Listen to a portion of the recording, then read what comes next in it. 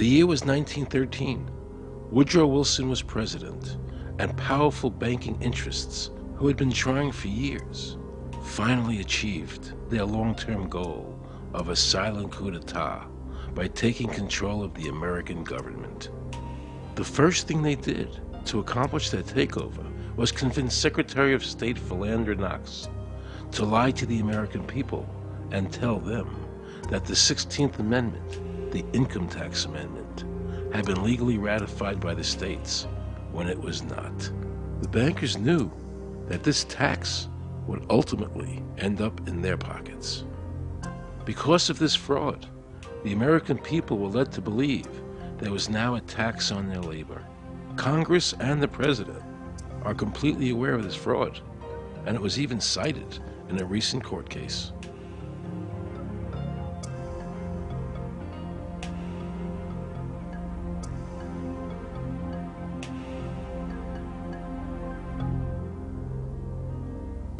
That very same year, the bankers committed their second and by far the most diabolical fraud ever perpetrated on the American people by bribing senators to pass the Federal Reserve Act without the required constitutional amendment.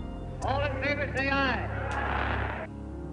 They did this during Christmas vacation, when many senators were home celebrating the holidays with their families. And that's how the unconstitutional Federal Reserve Act came into being.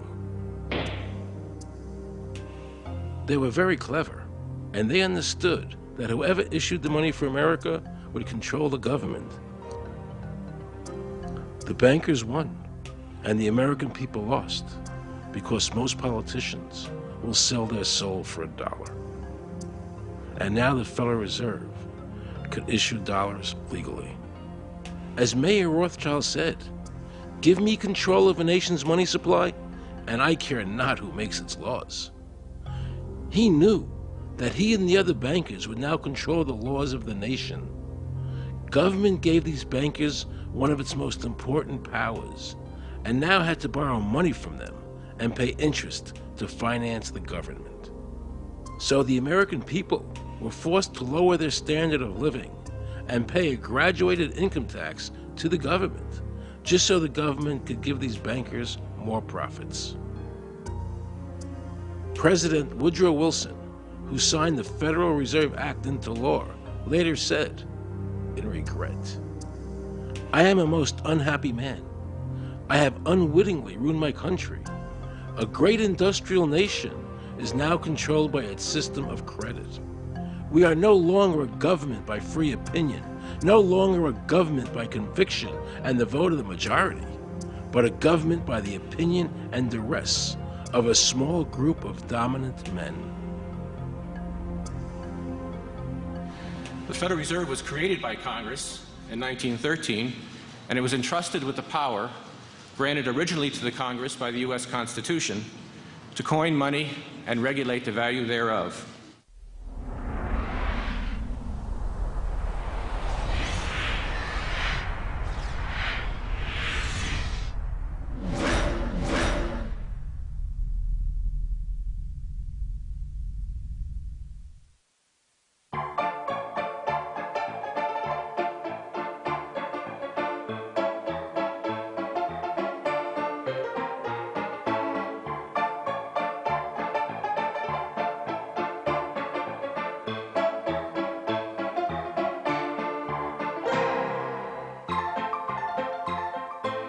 What's your name?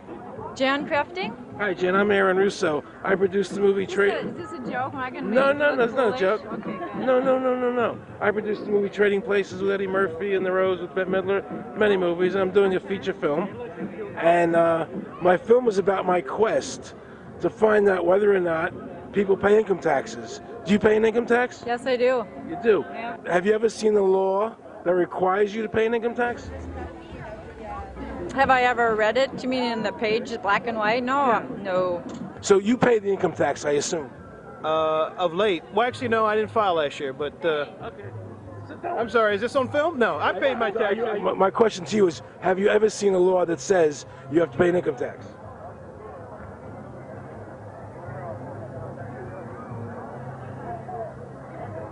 law is that guy that wears that badge and a gun. That's the one that puts you in jail. That's the law. Actually, I can't stand the IRS. They're evil. Do you have any fear of the IRS? Not really, because I'm Canadian. I think it's actually unconstitutional, is what I've heard. Right. But to avoid any hassle, I pay it. If there was no law and I wasn't afraid of them coming and taking me to jail, absolutely, I wouldn't pay taxes. Okay, then no, I wouldn't pay income taxes. It's a no-brainer. You wouldn't pay it. I wouldn't pay it. Why would anybody? Because that's what they tell us we must do, else we're bad Americans. Would you pay it? No. Would you pay it? No. Why would you pay taxes if you don't have to? What if I told you that all your money that the income tax that's paid into the income tax just goes to pay the interest on the national debt? That's incredible. That's truly incredible. I thought it was for infrastructure and all the other stuff. The income tax is not legal because it would be a direct tax and it is not apportioned as the Constitution demands. If it's against the Constitution, then why are we doing it?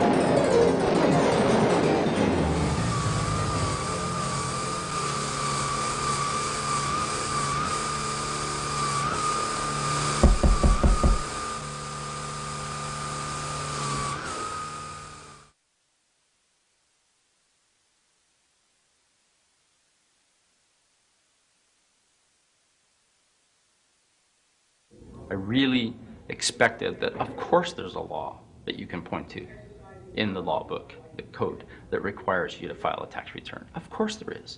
Maybe I don't know what it is right then as he was speaking to me, but sure. So naively, I agreed to go off and research it and get back to him. 3.5 months later, I was at that point where I couldn't find the statute that clearly made a person liable, at least not me and most people I know. And I had no choice in my mind except to resign. I had to leave the IRS because I presented evidence that I had accumulated indicating that the agency was violating the law and violating people's rights. And I asked the agency for a response to my sincere concerns. And the answer I got was that they would not respond to my concerns and that they would provide me with the paperwork necessary to tender my resignation. But We the People Foundation for Constitutional Education put a full-page ad in the USA Today on July 7th, 2000. And within the body of that ad was a $50,000 challenge for anyone that could show the law. And to me, $50,000 is a lot of money. So I went after that and did the research based on the fact that I thought, let's put this baby to bed. I'm hearing all these rumors. I'm going to kill 2 birds with 1 stone. I'll answer these people's questions that are asking me, and then I'll win this $50,000. And, based on the research that I did throughout the year 2000 and that I'm still doing, I have not found that law. I've asked Congress, we've asked a lot of people in the IRS Commissioners, helpers. They can't answer, because if they answer, the American people are going to know that this whole thing is a fraud. I was surprised to hear these highly trained and decorated IRS agents telling me there was no law requiring American citizens to file a 1040 or to pay an income tax on their labor. I haven't filed an federal income tax return since I left. I have not filed a tax return since 1999. Approximately 67 million people don't file an income tax return. I made a decision to go to Washington so I could attend the We the People Foundation press conference. They were going to serve a class action lawsuit on the IRS, signed by over 3,000 people, because the IRS has refused to show the law that makes Americans liable to file a 1040 or to pay an income tax on their labor. I was very curious as to why the IRS refused to show the law, as it seemed such a simple thing to do. Yet I was skeptical about the Foundation's claims. There had to be a law, right? I mean, we've all been told over and over and over again that we had to pay income taxes. No answers, no taxes. No answers, no taxes. No answers, no taxes. Most people believe that the income tax system is legal and that the revenue from the tax is used in the public interest. However, there is a substantial, conclusive body of evidence that proves that our income tax system represents the most pernicious form of tyranny. It is the greatest hoax ever perpetrated by government against the working men and women of America. American citizens, along with the Foundation, have been asking the IRS to specifically provide them with the underlying legal foundation upon which they administer and enforce the personal income tax laws in our country. At the national level, when people would attempt to contact somebody of a much higher authority, say the commissioner, same kind of thing. They would get answers that were in effect non-answers.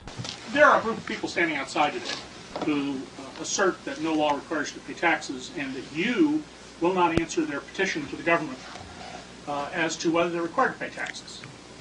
Are they required to pay taxes? I've been paying my taxes ever since I had my first job, and I think it's a fundamental construct of our nation that those of us who expect and demand the services from our government that the government provides, be they the protection of our country through the military, or be they the education of our children, or be they the protection of our environment, that we must pay for those services. So yes, I think there is a fundamental obligation, and that it's an understood and well accepted one.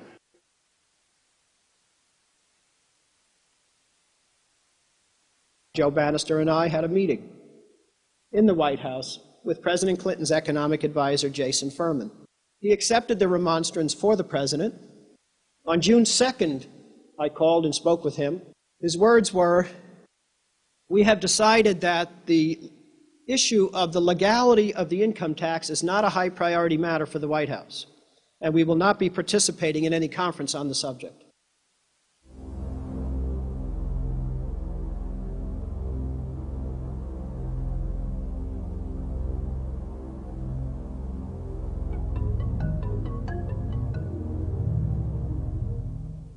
I decided not to eat until my death, or until the government agreed to send their experts to meet with the experts from the tax honesty movement. And with the help of Congressman Bartlett, a deal was made. I'm very pleased that through these several trying weeks and now months, that we have secured the agreement of the IRS and the Justice Department, because some of the questions are beyond the purview of IRS, that they will both attend a public symposium where these issues can be formally addressed. Last Thanksgiving, DOJ and IRS notified Congressman Bartlett that they would not participate. Congressman Bartlett then waited until late January. He informed me that he would not be participating. Why do you think you've been able to get away with not paying or filing your income taxes for so long? Well, first of all, I've not gotten away with anything. I'm not hiding from anyone. I'm simply asking the IRS to show me the laws that apparently require me to do these things, and they are suspiciously reticent to answer questions from me. And of course, there are millions of other people, many other organizations who have attempted to get answers. They act very suspiciously when asked to simply sit down at the table with the American people and discuss what their obligations are. Rather than pulling up a chair, they pull out a club. As a matter of fact, David K. Johnston of the New York Times asked Terry Lemons of the IRS, why won't the IRS answer the questions set forth in the petitions from the American people. Mr. Lemon's response was, the government is answering the questions through enforcement actions in the courts. This is a very chilling remark on the government's use of brute force instead of civility and logic. The federal government itself refuses to provide the American people who are coercively being subjected to this extraction of their private property without any underlying legal justification.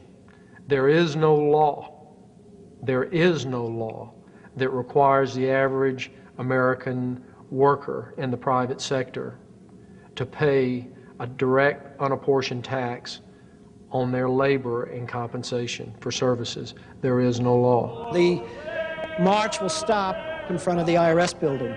They are now going to serve a class action lawsuit on the IRS. Very courageous. My name is Charles Bell, and I'm here to serve this complaint on behalf of the American people to the Internal Revenue Service. The complaint is accompanied by an affidavit that's under the hand of Robert Schultz. Case was served.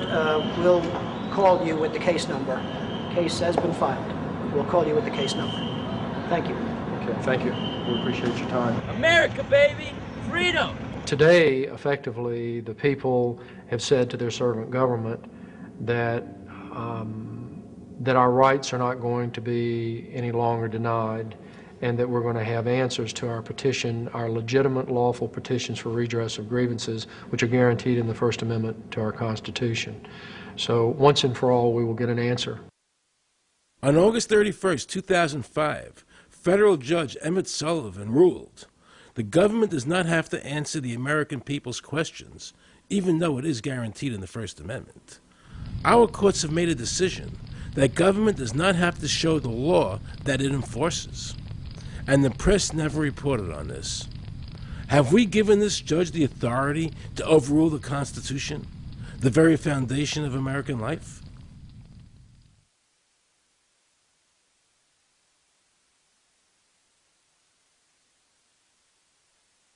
I believe that in both spirit and substance, our tax system has come to be un-American. Death and taxes may be inevitable, but unjust taxes are not. The country's taxes must be fixed, and I know what to do with it. If you think you're paying too much now, just wait till I get through with it. Now, Mr. Hanley, I'd like to ask you something. What does the government do with all the money we give them in taxes? When President Reagan was elected, one of the first things that he did was appoint a blue ribbon panel of business people headed by Peter Grace, and is commonly referred to as the Grace Commission. And their job was to research all the various areas of the federal government and make a report. One of the quotes from the Grace Commission is, 100% of what is collected is absorbed solely by interest on the federal debt. All individual income tax revenues are gone before 1 nickel is spent on the services taxpayers expect from government. If we pay the salaries of the congressmen and the senators, we're supporting them, aren't we? Well, yes. Yes. Well, then why can't we list them as dependents and deduct them?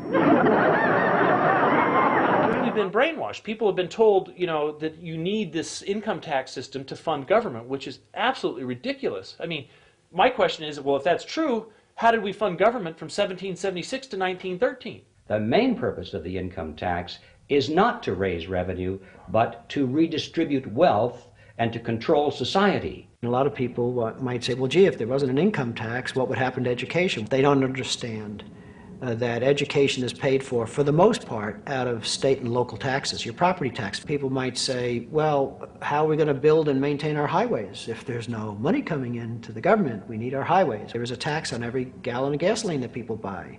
Proceeds from the income tax do not pay for highway construction. The amount of money that we spend on defense is exactly equal to the amount of corporate income tax, which is quite legal and quite constitutional. I think we should not want the income tax for several reasons.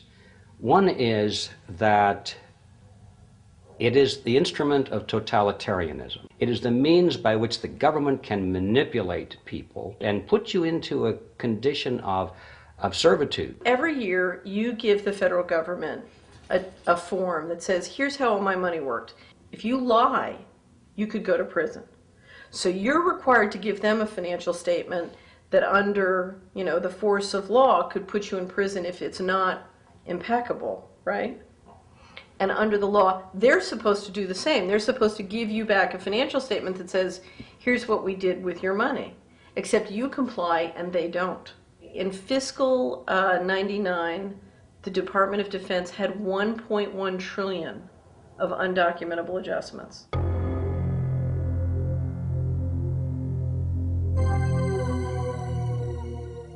The following year, they had 2.3 trillion of undocumentable adjustments.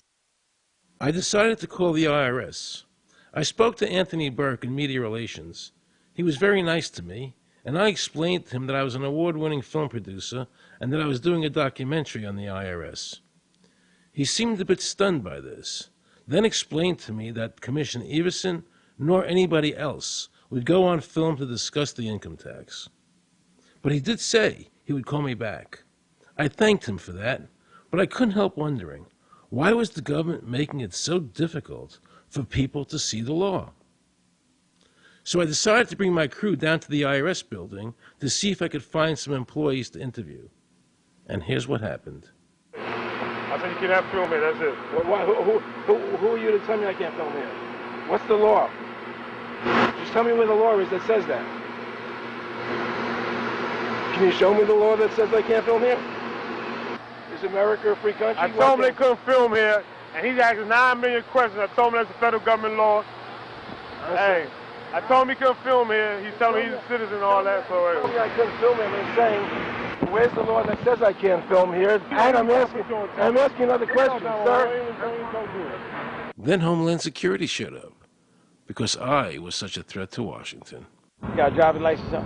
Yeah, I do. Put that away for me. After convincing Homeland Security I really wasn't Osama bin Laden, I kept wishing the IRS would allow me to interview somebody. Why wouldn't they show the law? What were they so nervous about? I began to have a frightening thought. What if it was our own government we had to be afraid of? With that disturbing thought in my mind, I went to see a group of tax experts. You can look through the statutes and look for the law that requires you to pay. And when you do that, you can't identify a law that requires the average person in America who earns a wage and works in private business to pay an income tax. The Constitution allows for two kinds of taxes. They're called direct and indirect. The federal government in the Constitution can tax almost anything, as long as it apportions the tax if it's direct.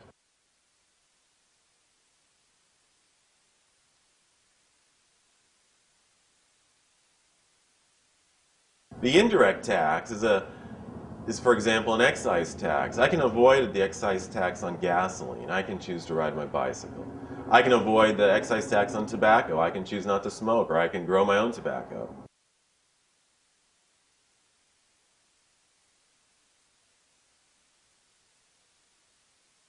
The income tax which is being applied now doesn't meet the criteria of either direct or indirect taxes. The IRS claims that in 1913, the 16th Amendment, the Income Tax Amendment, allowed the government a third form of taxation. What was the Supreme Court's ruling on that? The Supreme Court in the case of Stanton versus Baltic Mining. I mean, what could be clearer than this? The provisions of the 16th Amendment conferred no new power of taxation. The Russo case also said that the 16th Amendment did not impose any new taxes and did not change any of the taxing restrictions of the Constitution. There were also several other major Supreme Court cases in that same period from 1916 up until about 1923. Stratton Independence versus Hobart, Southern Pacific versus Lowe, Bowers versus Curbo Empire, Burnett versus Harmel, Doyle versus Mitchell. It's actually very simple. Congress tried to enact an income tax in 1894. The Supreme Court said that's unconstitutional. When the Supreme Court says something is unconstitutional, it's unconstitutional. They tried again in 1913, and the Supreme Court said the 16th Amendment conferred no new power of taxation. So if they didn't have it then, and they didn't get it, they don't have it. There is no constitutional basis for a tax on the wages of Americans living and working in the 50 states of the Union. Period. End of argument. I have a letter here from Daniel Inouye's office out of the United States Senate that says, based on the research performed by the Congressional Research Service, there is no provisions which specifically and unequivocally require an individual to pay an income tax. Period. End of story. There is no law, and to date, nobody has been able to show that there is a law for the average American citizen working day in and day out to pay an income tax. The definition of income in the Constitution was given in the Eisner versus Macomber case, and it turns on gains or profits that are made from some activity. Doyle versus Mitchell, 247 U.S. 179, 1918. Here's what he said. The idea of gain or increase arising from corporate activities. In other words, it doesn't mean wages, it doesn't mean dividends, it doesn't mean alimony. It means a gain or a profit arising from corporate activity. These liens that are recorded against people by the government for tax liens are nothing more than allegations. They are non-substantive. They have never been determined by a neutral third party, such as a court, to have one shred of validity. If you ever get a notice of an audit or anything else, the first thing you should do is a Freedom of Information Act request for records that they're using to substantiate or justify the audit. There is nothing in the Internal Revenue Code that creates any such thing as an income tax evasion or crime. There's nothing in the code that allows IRS agents to seize property. The government is involved in judicial blackmail. The government knows that if it legally seizes somebody's property, that person doesn't have the funds and he can't even get a lawyer who can help him. I conducted investigations in the Title 18, the Criminal Code, the U.S. Criminal Code. And in there, the statutes and the regulations are very specific as to what's violating the statute. In the Internal Revenue Code, Title 26, there's nothing specific in there. I mean, even the FBI feared the IRS. You have to understand that an agency which will unlawfully impose a tax that doesn't exist is not going to care. If we, the people, don't know what our rights are, they're not going to tell us. If Americans just learned that the IRS was actually knowingly deceiving them, that would be enough for them to rise up and put a stop to it. This small booklet includes the Constitution of the United States, the Bill of Rights, the Declaration of Independence. This is a document that every citizen should read. It's a document which freed an entire nation. This is the Internal Revenue Code, and this document, and the unlawful application of this document by the Internal Revenue Service has enslaved the nation that this document attempted to free. I was very impressed with the people in the tax honesty movement. They weren't kooks, they were highly intelligent, well-researched, and very genuine. I was wondering why I never heard about all these Supreme Court decisions in the media. So I really wanted the IRS's point of view, because to get the true story, it was imperative I hear both sides. I kept wishing Anthony Burke would call me back. He seemed like an honest man. I then proceeded to call my message machine. Hi, this message is for Aaron Russo. This is Anthony Burke at the Internal Revenue Service. Let me suggest some people that you might want to think about talking to. One would be Don Alexander, who's a former commissioner who's here in town in Washington. Another would be Sheldon Cohen, who is both a former commissioner and former chief counsel. All of those guys, I think, can answer your question about, where in the tax law it says that you have to pay taxes. Wow, good news, I thought.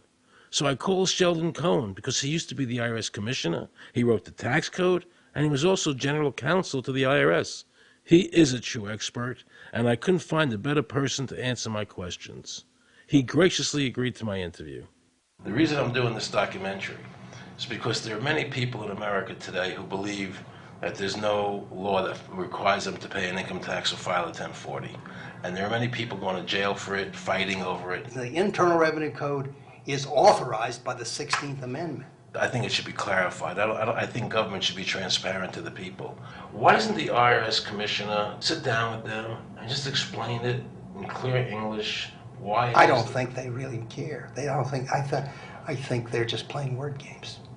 You don't think they're sincere people? No, I don't think they're sincere people. What does voluntary compliance mean? And why does the IRS code say it's voluntary to comply, not mandatory? That's a word euphemism we use. We use voluntary compliance when we talk about traffic signals. Most people, at 2 o'clock in the morning, do you stop at a red light? Yeah. Is there a cop there? Well, sometimes I don't. Well, I do, and most of us do. Most of us do. Right. But that's voluntary compliance. That was a complete perversion of logic. Traffic laws state that it is mandatory to stop at a red light. The IRS code says it's voluntary to comply. Mandatory and voluntary are the complete opposite of each other. Yet he wants us to believe that they mean the same thing.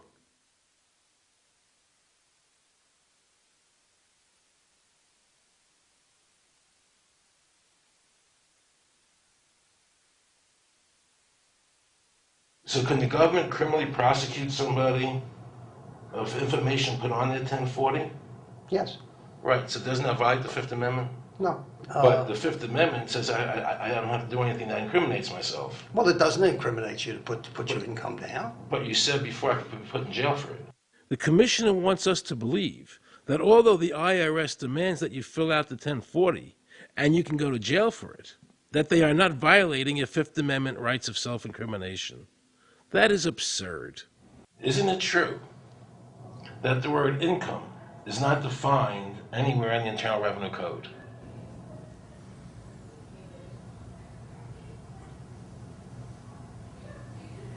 The law says that the government has a right to tax income from any source derived. So, but the word income is not defined in the code. It just says income without a definition of what income is. That's right. Correct? Yeah. But there are many different kinds of taxes. Well, how can an American citizen know what income is if the code doesn't define it?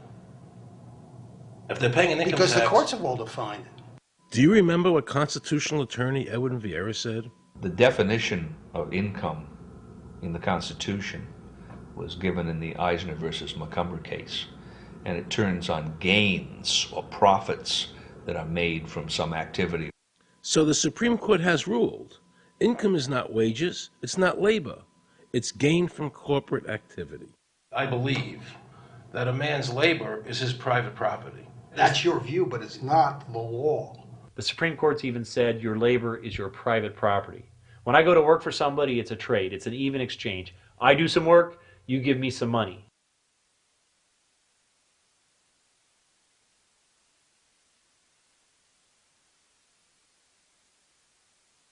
In 1916, we had the Bruchaber case and the Stanton case.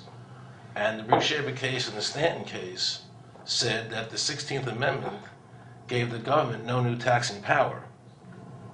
I'm not going to argue the niceties of that with you. And it came up again in a case called Peck versus Lowe, where the Supreme Court said the 16th Amendment did not extend Congress's taxing power to any new or accepted subjects. In other words, if you weren't taxable before the 16th, you weren't taxable after the 16th. Today I interviewed a juror, okay, who sat on a case, and they found the person not guilty for lack of filing, okay? And I asked her why they found him not guilty. And she said because the IRS couldn't show us the law that made him liable to file a 1040. All they need to do, if there is a law, is to show us the law, which of course they never did. And the reason they didn't do it was why? Because there is no law. Title 26 requires you to file a return. But doesn't Title 26 have to be in compliance with the Supreme Court decisions?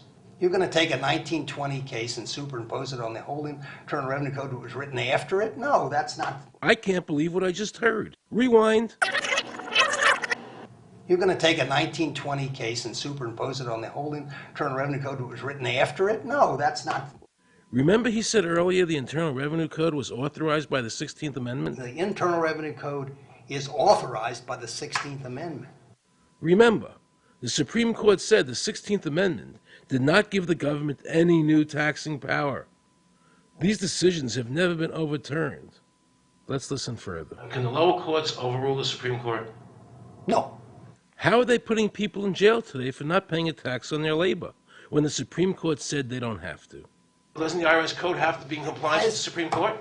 That's my big Aaron, question. this is a waste of time. Well, because whatever I say, you're not going to believe. He's right. I don't believe him. And neither should you. He wants us to believe we should obey the IRS code, which is being enforced in violation of the many Supreme Court decisions. If the Supreme Court made a decision... Thank you, Aaron. I think we're finished. I'm sorry, Mr. Cohen, you're doing that.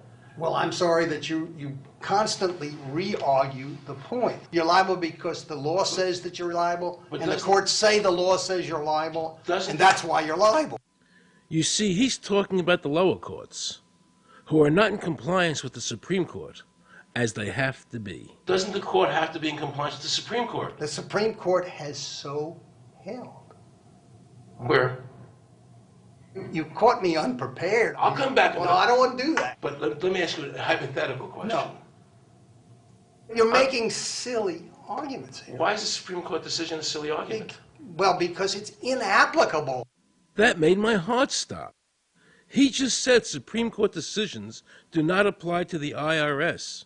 That's the behavior you would expect from a totalitarian country, maybe China or Russia or Cuba. Not from America. They're just making up the law as they go along. Now I knew the tax honesty movement was right. The IRS thrives on intimidation and fear, not by law. It's no different than a criminal protection racket, using force to extract your money from you. Then the former IRS Commissioner, now working at a prestigious Washington law firm, threatens me. Watch. Aaron, you understand Yiddish. Gornisht helfen. For those of you who don't understand Yiddish, that means nothing will help you. Now it all became clear. I understood why the IRS wouldn't go on camera and talk about where the law was. I understood why all the senators I called refused to be interviewed. There is no law. And now you know what our political leaders and the courts have known for decades and have tried to cover up. The United States Constitution strictly forbids a direct, unapportioned tax on the wages and salaries of American citizens. The United States Supreme Court has consistently ruled that the income tax is a tax on profits and gains, not on labor and wages.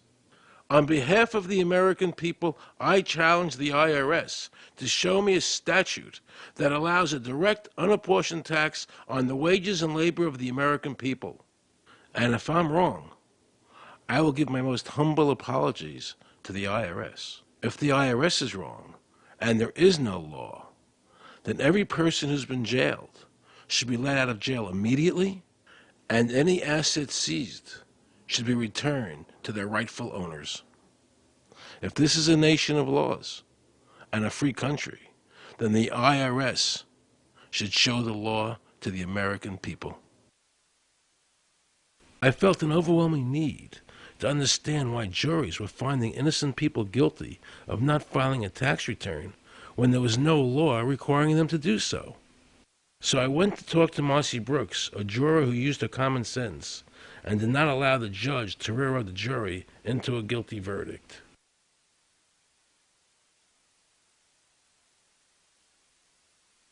He was being tried for 4 counts of not filing his income tax. Okay. And our question was, well, what is to decide? Either he did or he didn't. It never occurred to us that he might actually be innocent while at the same time not filing. In the federal government, it is not a felony not to file taxes. Finally, they said, okay, if we're going to get this guy, we're going to have to put it in the state. They called up the IRS agent, Agent Craner. Craner? Yeah. Robert Craner? Mm-hmm. This is Ken Doherty, who's also an investigator with the Illinois Department of Revenue. This is a request for a copy of the delegation of authority order. Right, and I talked to my boss about that, and he said that my badge is that. Badge is the authority. I thought it had to be in writing. The last question that the defense asked him was, did you write any of this down? And Agent Craner looked right at him and right at us, and he said, "I never wrote anything down." And yet when we saw the video, there he was, writing notes, you know. And so I'm thinking, okay, at this point, the judge is supposed to say, "Agent Craner, it is clear that you have committed perjury." It wasn't even noticed. It finally came to the climax. Mr. Harrell looked right at the prosecutor, and he said, "I will tell you the same thing I have told over and over again to government officials. You show me the law that requires me to file a tax return, and I'll be glad to do it." And again, I ask, under what is the requirement that you claim and are required to do these things?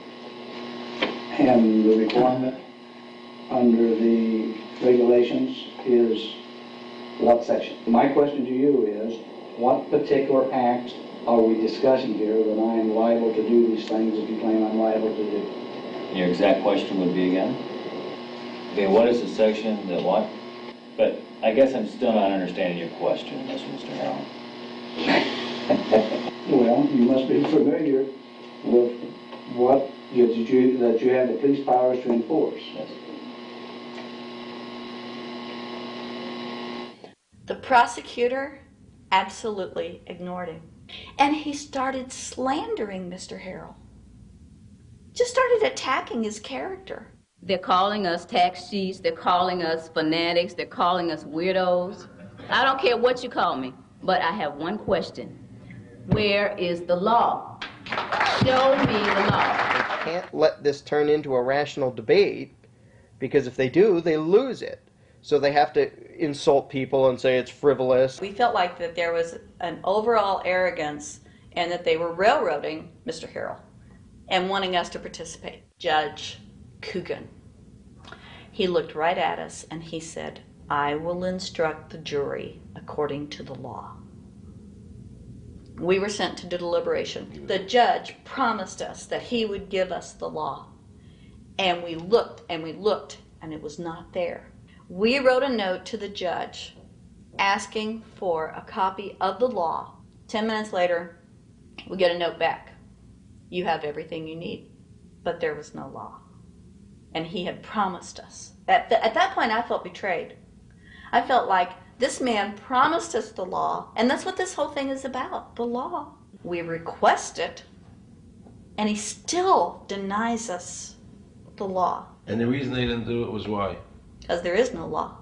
Remember, we're talking about the Illinois state law here, okay, which is a law in Illinois. So we got out that law, and we read it several times, and I said, "Okay, wait, you know, because they kept saying, but this is a law in Illinois." And I said, "Look at the beginning of it. It says, anyone required to file a federal income tax return is required to file an Illinois tax return." I said, if it is true that he's not required to file a federal return, then that nullifies the Illinois law. Two people, they kept saying, "But he's going to get by with it." And I said, what is he getting by with but his rights? If there is no law, he's not breaking a law. He's just standing on his rights. Are we going to deny him that? That's when this one juror sat back and kind of rolled his eyes and he said, "You mean we don't have to pay taxes?"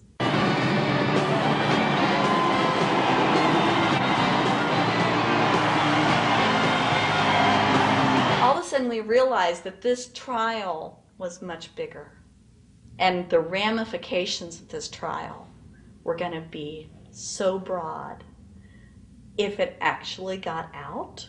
I mean, it's like we had just discovered this great government secret. And so when we came out for the delivering of the verdict, the judge was, I'm sure, even at this point, I'm sure he still thought we would give a guilty verdict. And the reason I say that is because of the look on his face when the first not guilty was read. His face just turned white.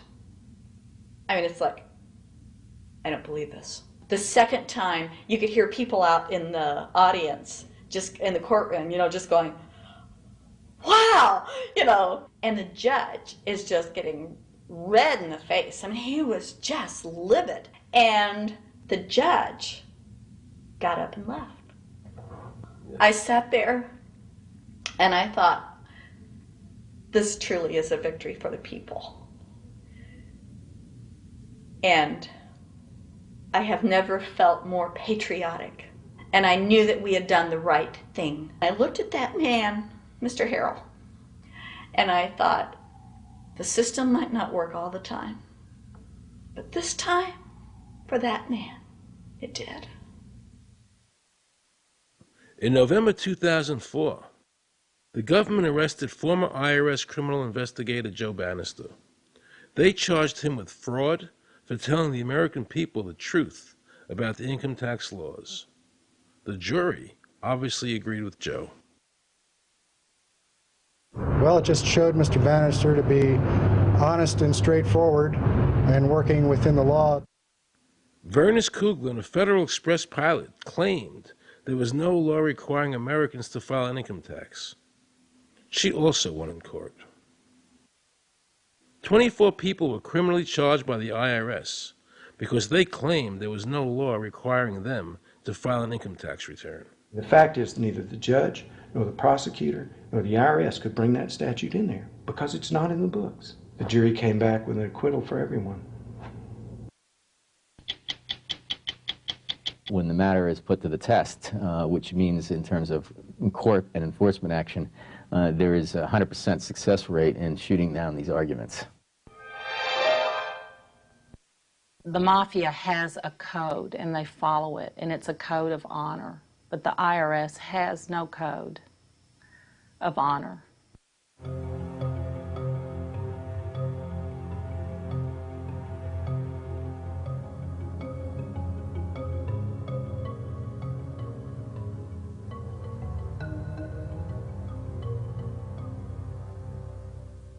Meet Judge Dawson, a federal judge presiding over the Irwin Schiff tax case, who denied Irwin the ability to prove to a jury that there was no law requiring Americans to file an income tax return. He denied Irwin the right to prove to a jury there was no law by stating, "I will not allow the law in my courtroom." But the judge made sure the government never had to show the law as written by telling the jury, "You must follow the law as I give it to you." Nobody can know what the law is, because the law is what the judges say the law is. The lower courts today will not allow people, especially in tax cases, to bring in Supreme Court decisions as their evidence.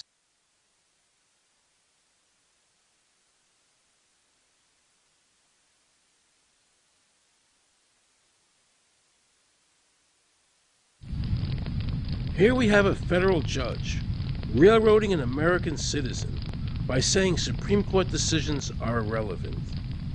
And again, nothing from the press defending our freedoms.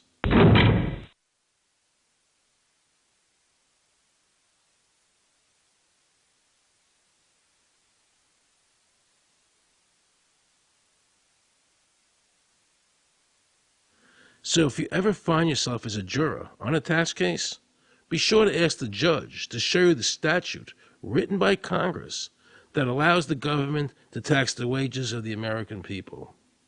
If the judge can't show you the law, then how can you possibly, in good conscience, convict someone and destroy their life?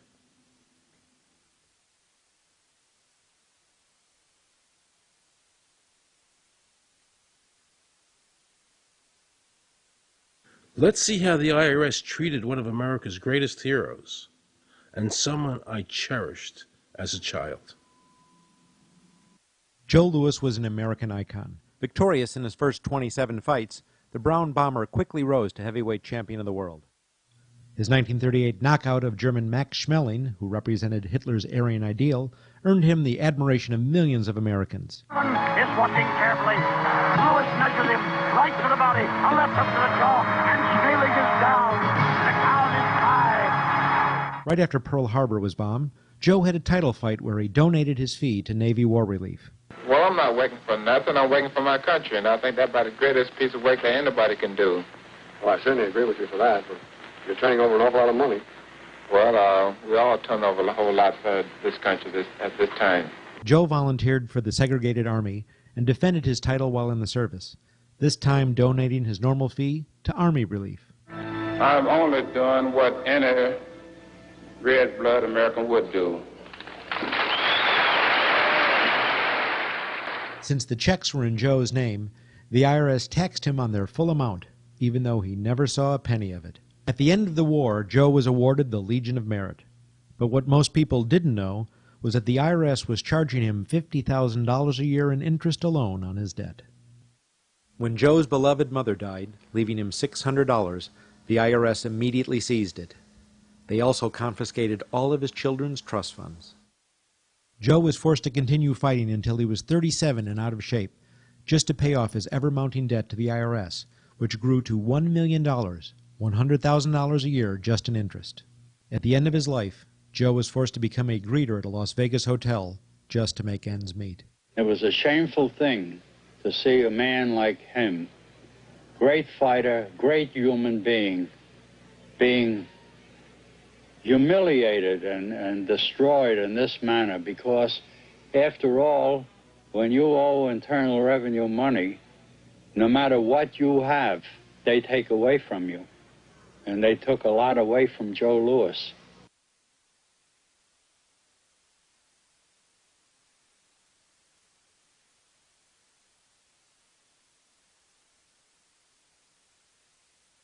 I made a decision to drive to Virginia Beach from Washington because I had heard stories about two law-abiding families who had been brutalized by the IRS. They were falsely accused by their bookkeeper of being drug smugglers and tax cheats. And incredibly to me, without any investigation, the IRS proceeded to raid their place of business and their homes, even though they had done absolutely nothing wrong. On Saturday morning, 4 different raiding parties proceeded to raid 4 locations on a Saturday, the day before Easter. I was the manager on duty, and I was up in the deli, and people came through the door. How many came in the door? Maybe about 15 or 20 people. 15 to 20 Yeah. armed agents. With dogs, with guns. They made me get everybody they went in the kitchen, they went in the deli, they went all over the whole restaurant, told all the customers, took forks out of their hands while they were eating their breakfast and told them they had to leave. I got the frantic call from Edie, and she said something wrong. So anyway, I jump out of bed and I immediately run to the shower.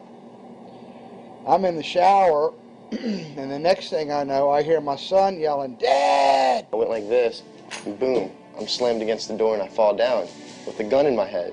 And they're like, "Where's Scotty Miller?" And I'm like, "Dad!" That's all I'm doing is yelling. I'm scared, frightened to death. And then the next thing I hear is Mr. Miller, the shower curtain is jerked back. I got a gun pointed at my head. Hold it right there.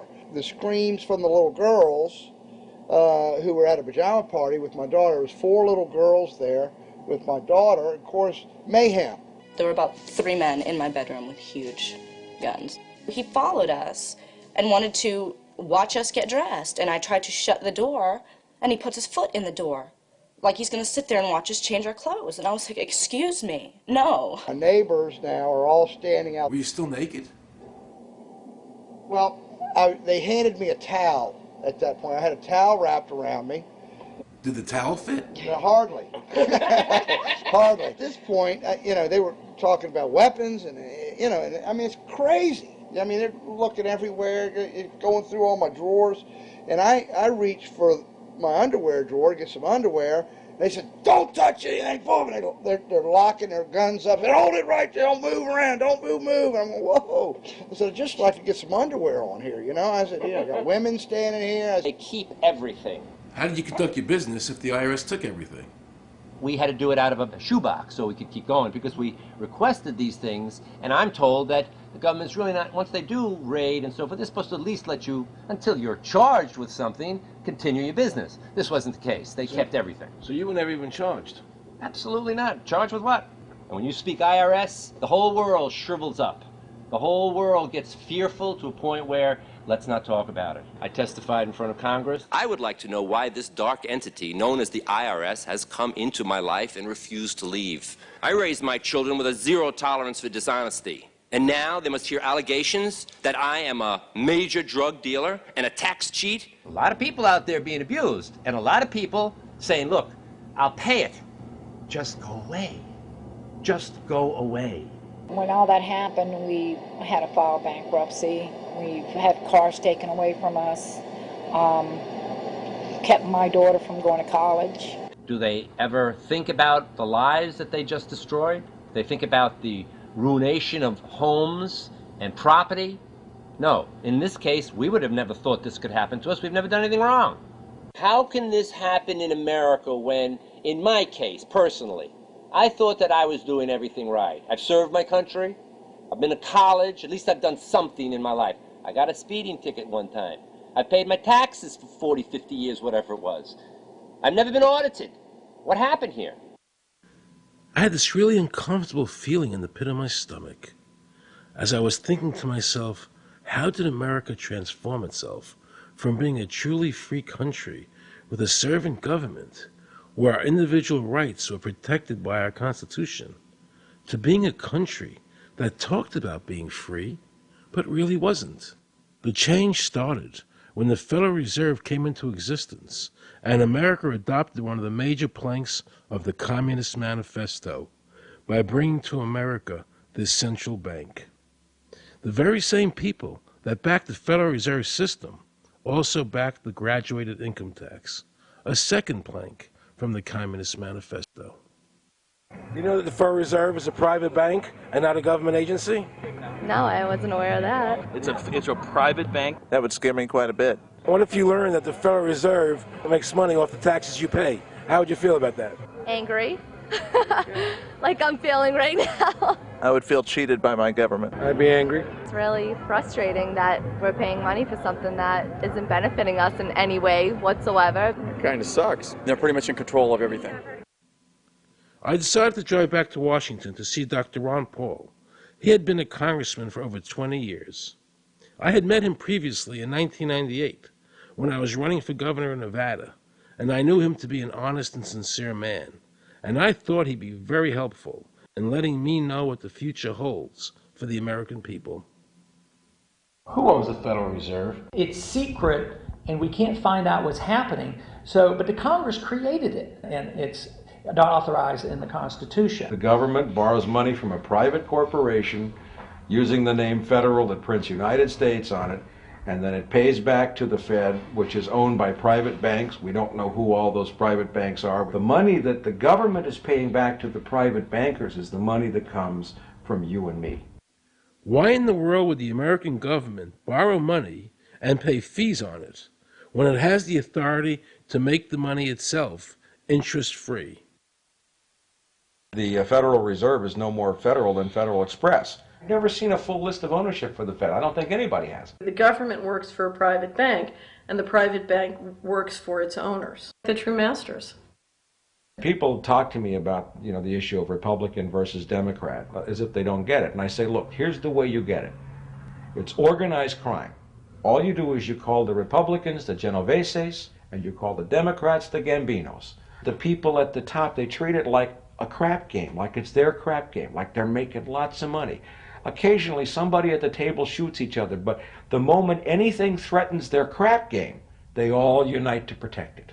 They're both controlled by the same financial, economic, and corporate interests. Once the banks get into the picture and they form a partnership with the government gives them the legal power now to create bank-issued money backed by the coercive power of government to require everybody to accept that bank money. In the course of the last century, they have converted this nation from a nation of independent freeholders to a nation of employees. And they're just one step away from being serfs. Most people spend the great bulk of their money for taxes, interest, and inflation. And all of that money goes to these two groups that comprise the cartel and their partner, the federal government. It's not a coincidence. So if Congress used its legal authority to shut down the Federal Reserve System, the American people would be much better off. Government should create, issue, and circulate all the currency. Creating and issuing money is the supreme prerogative of government and its greatest creative opportunity. Adopting these principles will save the taxpayers immense sums of interest, and money will cease to be the master and become the servant of humanity. Abraham Lincoln. Young people today are conditioned practically from the cradle on up to think that credit is a wonderful thing. You don't want to damage your credit. You want to do what you can so that you can go to the bank and get a good loan. There are no people who own their own property, who own their own houses, who own their own business, who finance their own business. They're only debtors. The average young person today has no concept that he's being drawn into a web, a trap. Like he's in the feudalist system, only he's going to like it. He's going to think, this is wonderful. I got my new red Corvette and I'm in debt for the rest of my life, but I'm looking good. A decision was made. Let's get all the debt up, let's move the jobs abroad, and instead of re-engineering your skills, we're going to dumb down America, and so the middle class will disappear. Really what most of the people in this country have become is food for the debt machine. When a person borrows money, it puts a noose around their neck and makes them servant to the lender, which is exactly what the Federal Reserve System is designed to do. And now our Congress, so dominated by the banks, is helping them to entrap people even further by passing new bankruptcy laws, making it more difficult for the people to declare bankruptcy and get a fresh start, while at the same time allowing the banks to charge very high rates of interest. This is the way the Democrats and Republicans, working with the banks, legally enslave the nation. Credit card industry is a huge political contributor. And unfortunately, Can a certain number of... It just seems so, like I say, just bald. This idea that credit card industry gives a lot of money to the government, so they will protect them even to the just abject disinterest of their own constituents. That happens kind of a lot. The board of directors of the Federal Reserve System is chosen by the president from a list prepared by the bankers themselves. The process of finding a Greenspan replacement is ongoing and is being managed by a small group of people responsible for coming up with a list of nominees. It's important that whomever I pick is viewed as an independent person from politics. If the American people ever allow the banks to control the issuance of their currency, the banks and corporations that will grow up around them will deprive the people of all property until their children wake up homeless on the continent their fathers conquered. Thomas Jefferson. So the Federal Reserve is actually an illegal entity functioning within government. It's illegal, and what we have given to this so-called agency is the authority to counterfeit money. Do you have any points of view about the Federal Reserve and how the Federal Reserve operates? They just enter something on a computer. Oh, you need 20 billion today. Here's 20 billion, but they got that out of thin air. It came out of thin air, it goes to the Treasury then pays their bills. So it's no different than monopoly money.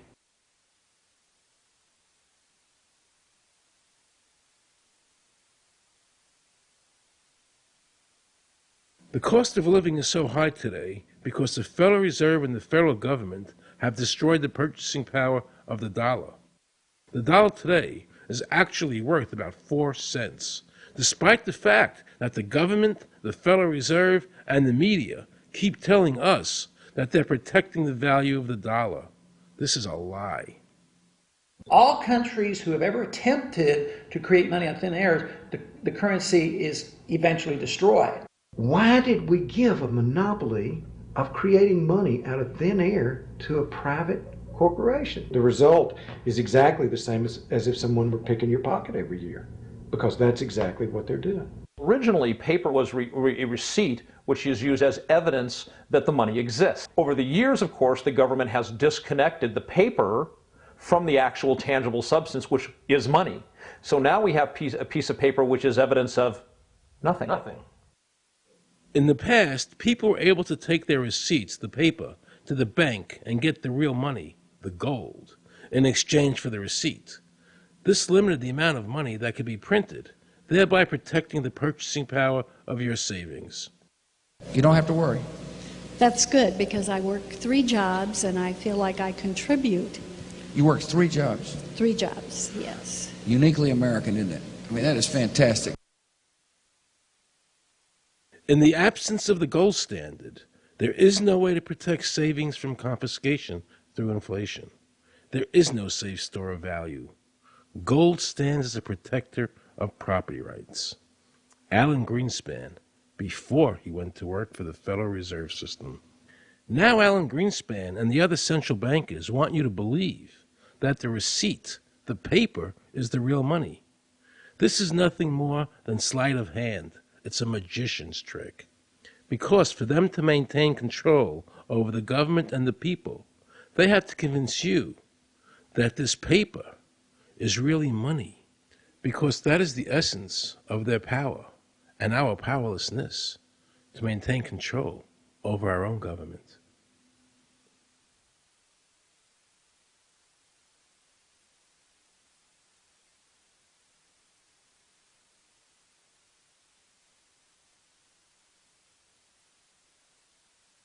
What happened to the gold in Fort Knox? Nobody really knows. When I served on the Gold Commission, I asked them to really, do another audit. I remember it was 15-2. They said, we don't need to audit the gold. It's supposed to be the American people's gold, and so we would like an accounting to tell the American people what is there. I've been told that the Federal Reserve has taken control of the gold as collateral for the dollars they print. They list gold on their balance sheet. How could the Federal Reserve, this private bank, list gold on their balance sheet? They claim they're holding that for the Treasury. So that puts private bankers in control of the American gold. They could have taken all of America's wealth. That's a possibility. Shouldn't the Congress stand up and say, where is the American people's gold? They're not audited. They control the money of America, and it's not audited? There is no audit. Oh, wait a second. Doesn't the Federal Reserve work underneath the Congress? Congress ignores their responsibility to do any oversight. The president really has no control, nor does the Congress have any control over this cartel. It just has the appearance of control. In the final analysis, the Federal Reserve bankers, with the help of the Democrats and Republicans in Congress, have swindled the American people. They have taken the true wealth of America, the gold, and given us a piece of paper in return. And again, not a word from the press. These frauds are going to continue until Congress is no longer intimidated by the Federal Reserve bankers, and Congress uses their legal authority to shut down the Federal Reserve System and to stop this loss of our freedoms.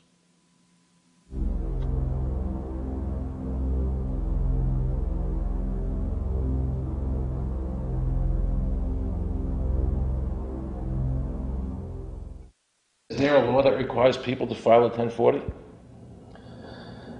Not explicitly, but it's certainly implied. Well, implied by force. Yeah. But is there a law? I can't cite a law, no, I cannot. But, if they think it's the law and they have all the guns, it's an authoritarian approach. Well, yeah, but that's authoritarianism. Yeah. That's not a country run by law. Do you think America is going deeper and deeper into becoming a police state? And if so, in what ways do you see that as a congressman? Yeah, I think we're moving in that direction because there's not much we can do without permission. The absence of a police state is that people are free, and if you don't commit crimes, you can do what you want. But today, you can't open up a business, you can't develop land, you can hardly do anything. You can't go to the bank, you can't go to the doctor without the government knowing what you're doing. And they talk about medical privacy, that's gone. Financial privacy, that's gone. The right to own property, that's essentially gone. So you have to get permission from the government from almost everything. And if that is the definition of a police state, that you can't do anything unless the government gives you permission, we're well on our way. This is something that people eventually, I hope, will get sick and tired of and say, enough is enough. I sincerely believe The banking institutions having the issuing power of money are more dangerous to liberty than standing armies. Thomas Jefferson. You must understand the Federal Reserve is a cartel made up of the major banks in America, and they are the ones that are running the show, not the federal government. The powers that be behind the system, the financial interests, are able to exercise a disproportionate amount of influence on not only the economic structure of the country, but the political structure.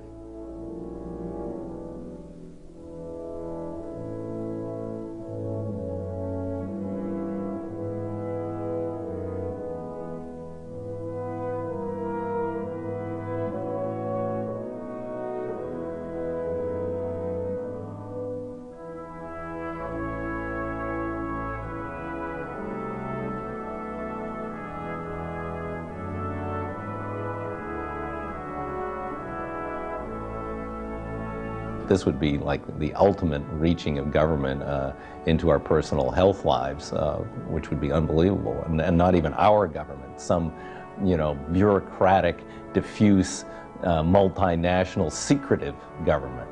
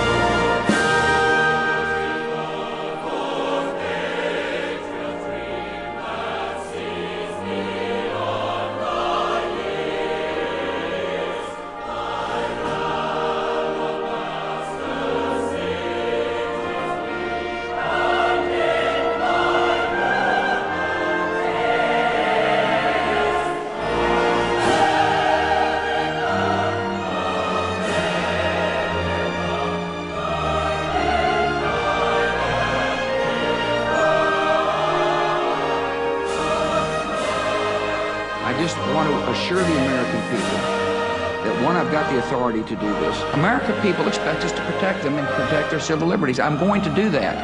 Preserve, protect, and defend the Constitution of the United States. The Constitution of the United States. So help me God. So help me God. So help me God.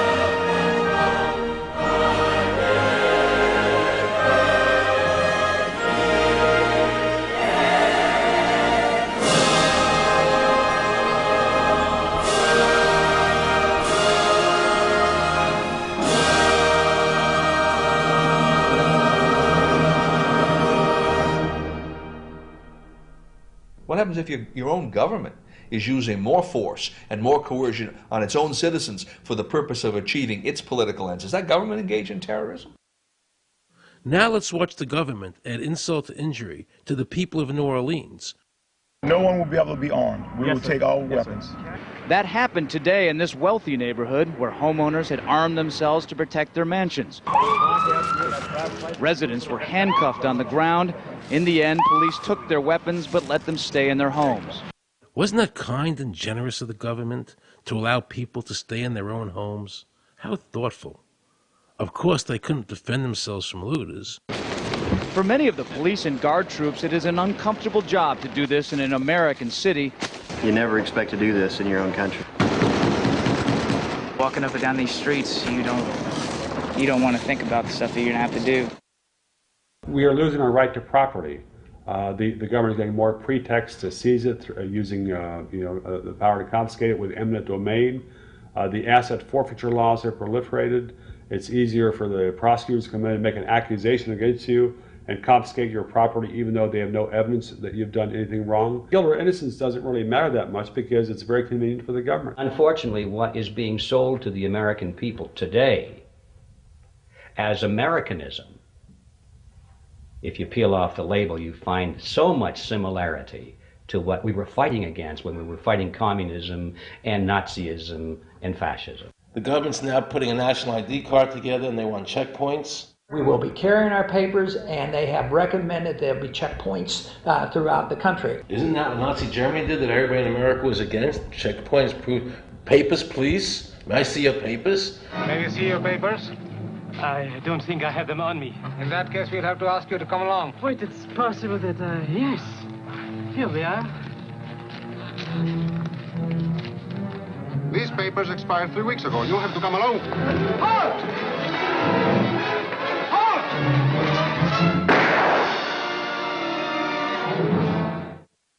In the new legislation, the national ID card is in it. It takes 3 or 4 pages to describe, and it will be connected with our driver's licenses. The states will be instructed on exactly what they have to do. Social security numbers will be used. Some type of a physical proof, such as fingerprints or retinal prints, have to be on it.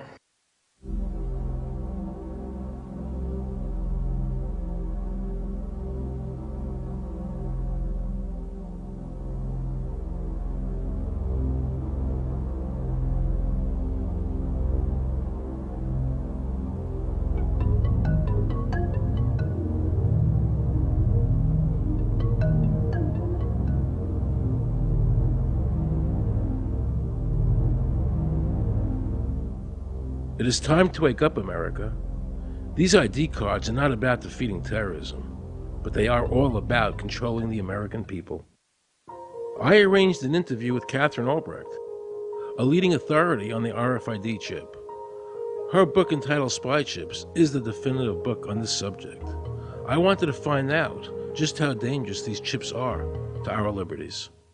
RFID is a technology that uses tiny computer chips the size of a grain of sand or even smaller, hooked up to miniature antennas to transmit information about items at a distance. Back in 1999, Procter & Gamble, Gillette, and MIT got together to find a way to commercialize this technology and make it small enough, make it efficient enough, and make it low cost enough to, essentially, their dream is to put one of these tiny computer chips on every physical item manufactured on planet Earth. The latest technology for identifying people at the point of sale, for identifying people when they make purchases, is actually the implantable chip that you can actually embed directly into human flesh. It's a tiny glass capsule about the size of a grain of rice. It contains an RFID computer chip with a coiled antenna, and it can transmit information also at a distance.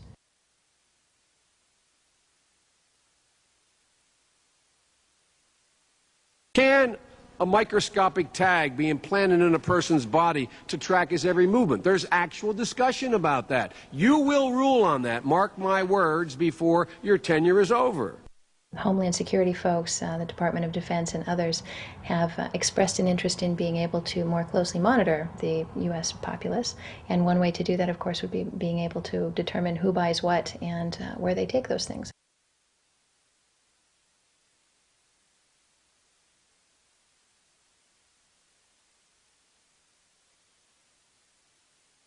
Radio waves can travel through walls, they can travel through wood, they can travel through the things we normally rely on to protect our privacy.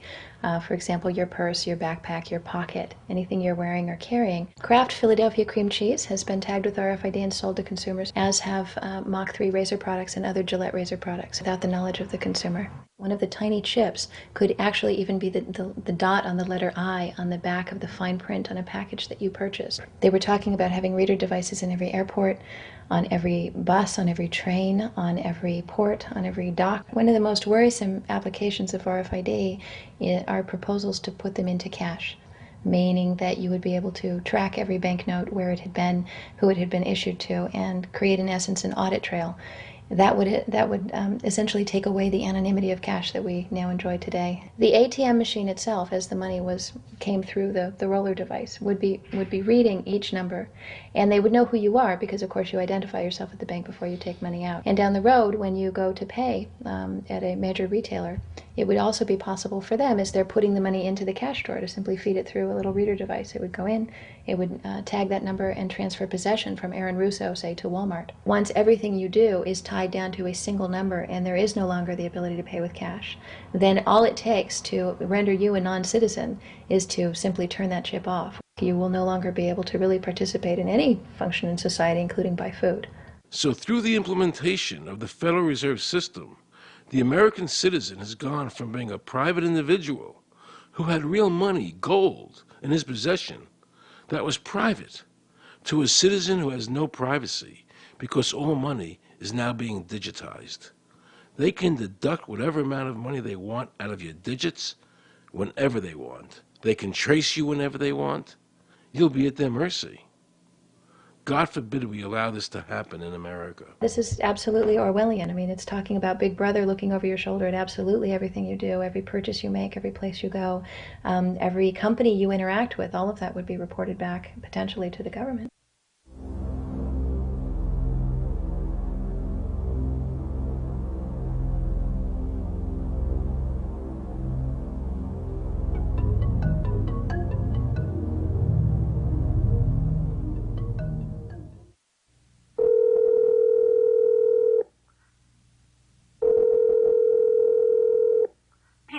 Guaranteed hot in 30 minutes or it's free. This is Mary. May I take your order? Hi, Mary.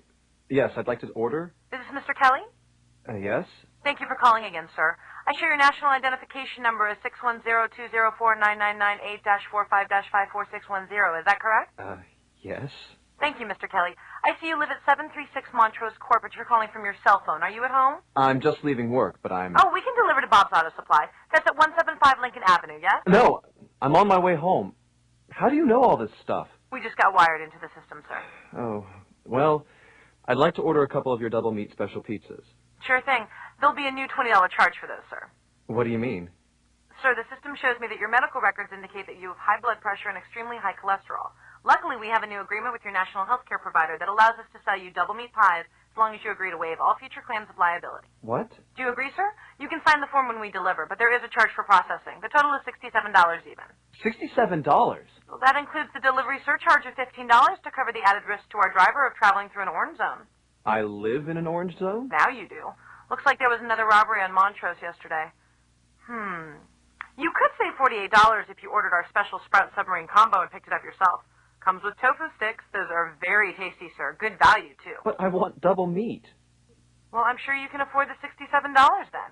You just bought those tickets to Hawaii. They weren't cheap, eh? Oh, but I see you checked out the budget beach bum at the library last week. Up to you, sir. All right. I'll get the Sprout subs. Good choice, sir. Gotta watch that waist if you're hitting the beach, eh? 42 inches. Wow. Man, I'd say tofu and sprouts is, like, required. That's how much? Just between you and me, there's a $3 off coupon in this month's Total Men's Fitness magazine. Your wife Betty subscribes to that, right? Anyhow, clip that and it's $19.99 even. Whoa, looks like you maxed out on all your credit cards. Bring cash, okay?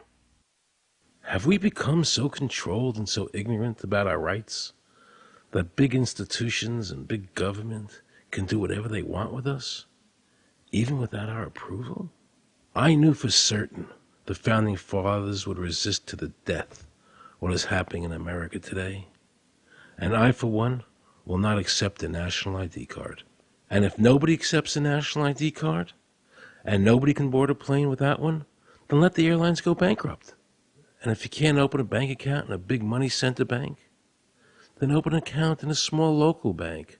And if we can't walk into a federal building, I personally would consider that a blessing.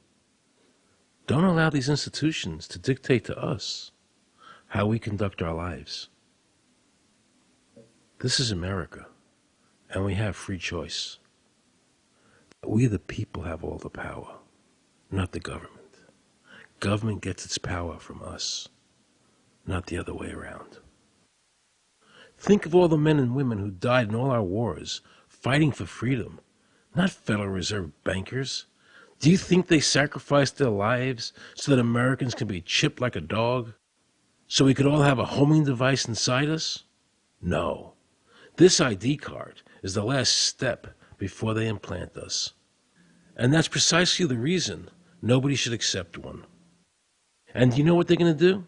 They're going to call in the propaganda machine, the media, and try and sell this as if it were in everybody's best interest. We're working on a product that we have called internally a PLD. PLD stands for Personal Locating Device, which is an implantable GPS for which our company owns a patent. The hybrid of the two of these products, being Digital Angel and Verichip, is what we call PLD. PLD should be in prototype form by the end of this year, by December of 2002, and we are already working with the Food and Drug Administration as well as legislative agencies with these products and ultimately with the PLD.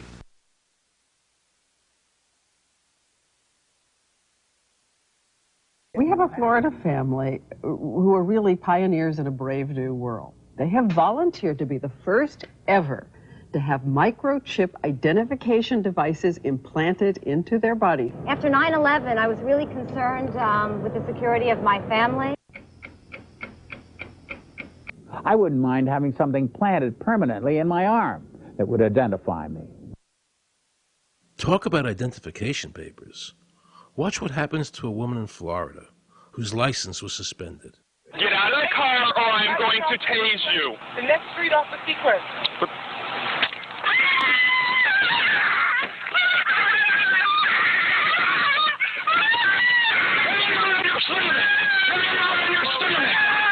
On your stomach. Do it now. Put your hands behind your back. Do it now. Do it now or you're going to get tased again. Do it now. Do it now. On your back. Put your hands behind your back.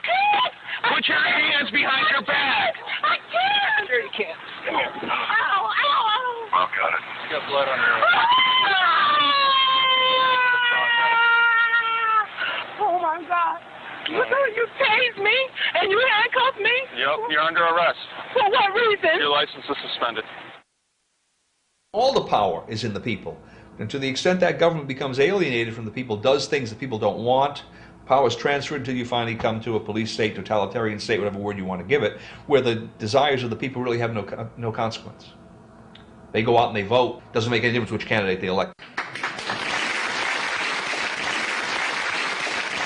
I'm a programmer. I worked for NASA, worked for ExxonMobil, worked for Florida Department of Transportation. Mr. Curtis, are there programs that can be used to secretly fix elections? Yes.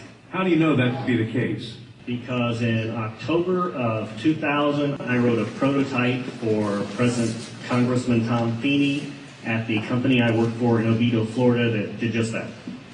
And when you say did just that, it would rig an election? It would flip the vote 51-49 to whoever you wanted it to go to and whichever race you wanted to win. And would that program that you designed be something that elections officials that might be on county boards of elections could detect? They'd never see it. So how would such a program, a secret program that fixes the election, how could it be detected? You would have to view it either in the source code or you'd have to have a receipt and then count the hard paper against the actual vote total. Other than that, you won't see it.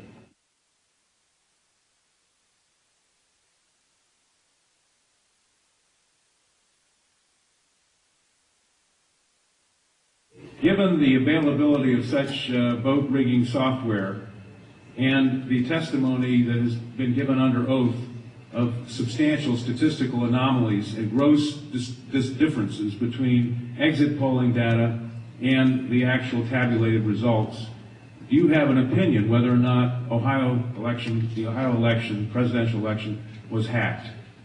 Yes, I would say it was. So in other words, there's absolutely no assurance whatsoever on anything with regard to these machines? Absolutely none.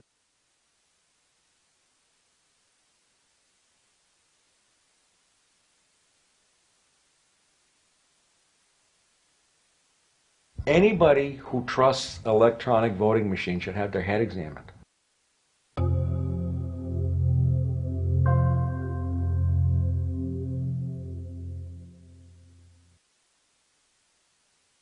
Many of the voting machine companies are owned and operated by foreign agencies.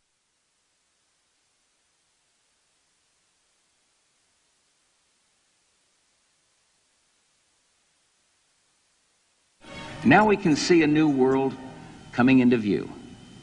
A world in which there is the very real prospect of a new world order. The New World Order will be built, an end run on national sovereignty, eroding it piece by piece, will accomplish much more than the old-fashioned frontal assault. Council on Foreign Relations. We shall have world government, whether or not we like it. The only question is whether world government will be achieved by conquest or consent. Paul Warburg, Council on Foreign Relations and architect of the Federal Reserve System. There's a group that get together internationally and they sort of play God with our money. You think that's part of what George Bush said was the one world order?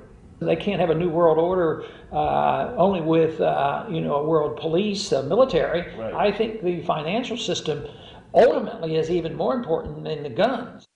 The central bankers of the world are working together to create a one world government, a global police state as sinister as anything George Orwell ever wrote about, where every person on the planet Earth will have an RFID chip implanted, where the bankers and the governments can monitor every transaction you make. A chip in everybody would be the universal monetary system par excellence, because there'd be no escape from it, and you'd be totally under the control of those who issue the electronic impulses in that chip.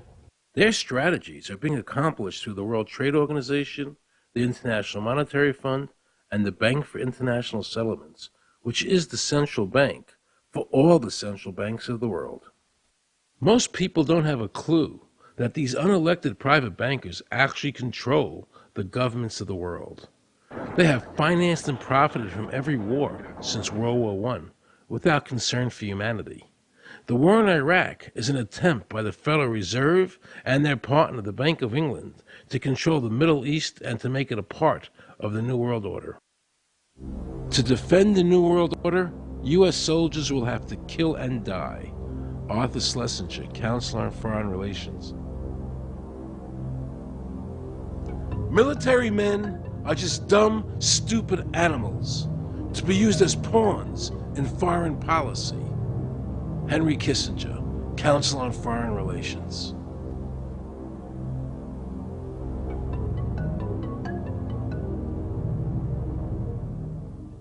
Now let's listen to this quote by Robert Reich, a member of President Clinton's cabinet and one of his most trusted advisors. The dirty little secret is that both houses of Congress are irrelevant. America's domestic policy is now being run by Alan Greenspan and the Federal Reserve. America's foreign policy is now being run by the International Monetary Fund. When the president decides to go to war, he no longer needs a declaration of war from Congress. Dr. Carol Quigley, professor from Georgetown University, who was also President Clinton's mentor, said in his book, Tragedy and Hope, the powers of financial capitalism had a far-reaching aim, nothing less than to create a world system of financial control in private hands, able to dominate the political system of each country and the economy of the world as a whole. And then President Clinton's Deputy Secretary of State, Strobe Talbot, said, in the next century, nations as we know it will be obsolete. All states will recognize a single global authority. All these supposed free trade agreements, NAFTA, GATT, CAFTA, are truly nothing more than the governments of the world and the central banks working together to create a one-world government. They are not free trade. These treaties are government-managed trade, and they are destroying the American worker. Through these treaties, the bankers are actually beginning to control the laws of the world. The fact is that this relationship between the bankers, the government, and the huge multinational corporations is the very reason why the government no longer enforces its immigration laws. The bankers want a one-world government without borders, and the American government is obeying them. If the government was so worried about terrorism, why are they leaving the borders open? But at the same time, telling American citizens they need an ID card with an RFID chip.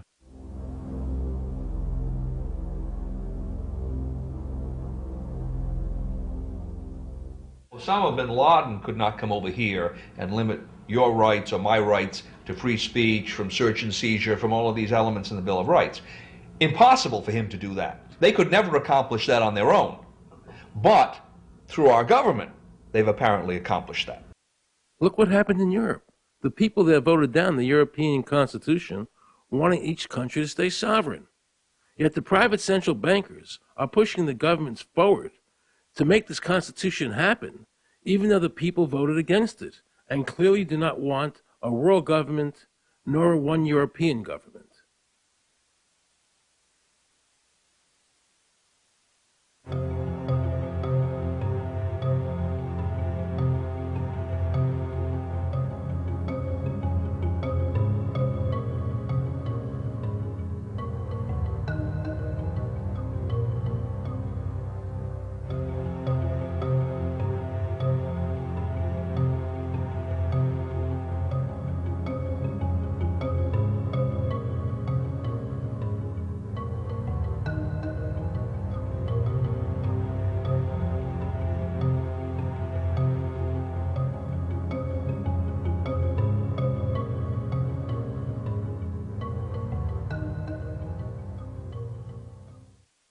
Now pay close attention to this quote by David Rockefeller, and you'll understand what is happening in the world today and where the American people are heading as a nation.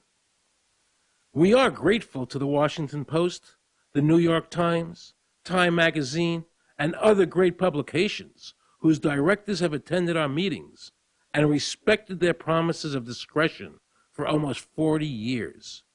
It would have been impossible for us to develop our plan for the world if we had been subjected to the lights of publicity during those years. But now, the world is more sophisticated and prepared to march towards a world government.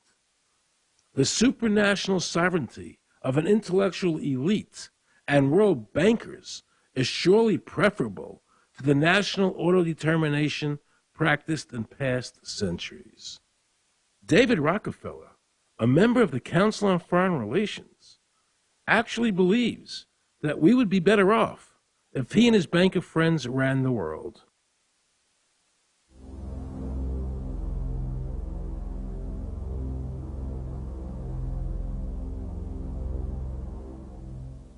Benito Mussolini had a great quote about fascism. He said that fascism should be called corporatism more properly because it's the perfect merger of power between the corporation and the state. That's how we define fascism.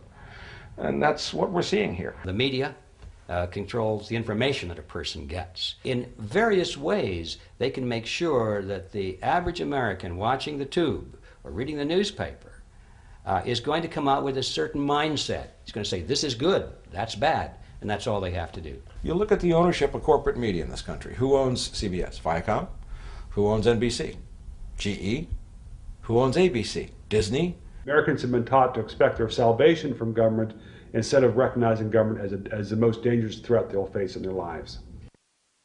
And the United States putting together a constitution now for Iraq. You know, why don't we just give them ours? I mean, think about it. It served us well for over 200 years, and we don't appear to be using it anymore, so what the hell?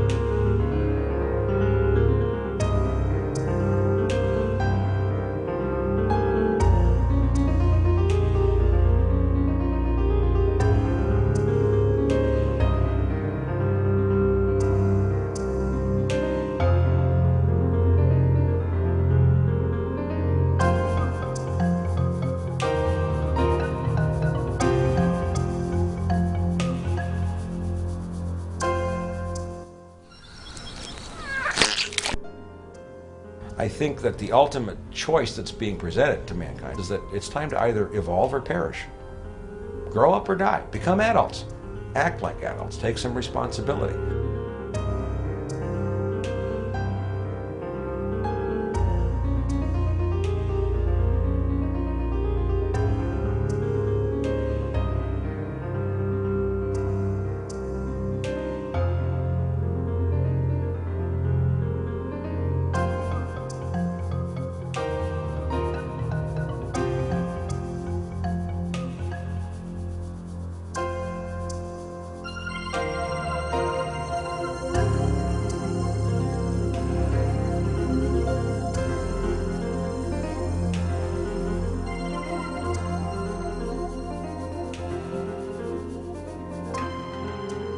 I like the old idea where you could do what you thought you could do and what you wanted to do as long as you didn't hurt other people.